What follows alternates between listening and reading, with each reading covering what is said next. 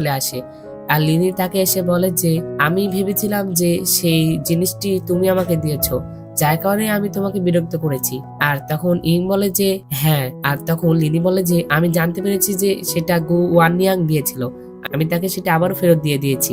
তো এরপরে আমরা জেনারেল হ্যানকে দেখতে পাই, যার নাম হয়তো বা আপনারা ড্রামার শুরুতেই শুনেছেন। আর এই জেনারেল হ্যানই তো ক্রাউন প্রিন্সের ছেলেকে বাঁচিয়েছিল। আর সেখানে আমরা ক্রাউন প্রিন্সের ছেলেকেও দেখতে পাই। আর ক্রাউন প্রিন্সের ছেলের নাম ছিল লি জুয়ানজে। তারা একটি নিরাপদ স্থানে ছিল।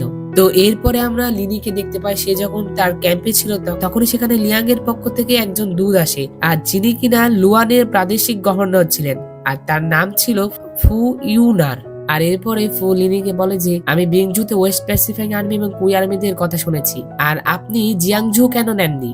তখন লিনি বলে যে আমাদের সেনাবাহিনী কুই সেনাবাহিনীদের মতো অত ধনী নয়, আর সরবরাহের জন্য জিয়াংজু আমাদের বিনিময় করতে হয়েছে, এটা আমার কোনো চয়েস ছিল না।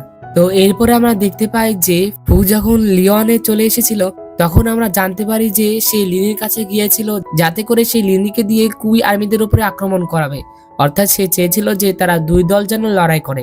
আর আমরা দেখতে পাই যে ফু লিনিকে এই প্রতিশ্রুতি দিয়ে এসেছিল যে সে যেন তাদের উপরে আক্রমণ করে। তো এরপরে আমরা দেখতে পাই যে ওয়েস্ট প্যাসিফিক আর্মি এবং কুই আর্মিদের সাথে লড়াই শুরু হয়ে যায়। আর আমরা দেখতে পাই যে লিনিও সেখানে এসেছিল, আর লিনির সাথে ইং এর লড়াই শুরু হয়ে যায়, কিন্তু ইং সেখানে একটি মাস্ক পরেছিল।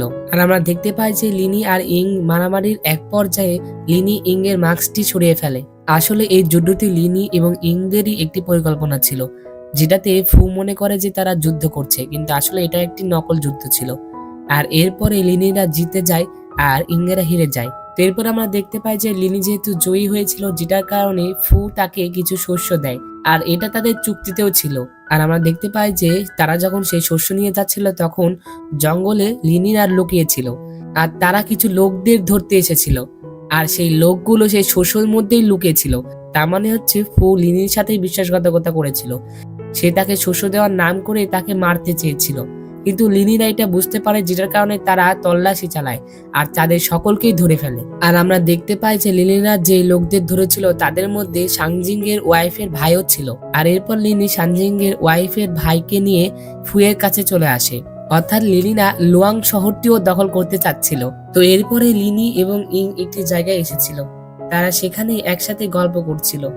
ইং তাকে বলছিল যে একটি যুদ্ধ শেষ করতে আমাদের একটি যুদ্ধ করতে হয়, অর্থাৎ সে বোঝাতে চাচ্ছে যে একটি যুদ্ধ শেষ করতে হলেও তাদের একটি যুদ্ধ করতে হবে, আর তারপরে শান্তি ফিরে আসবে।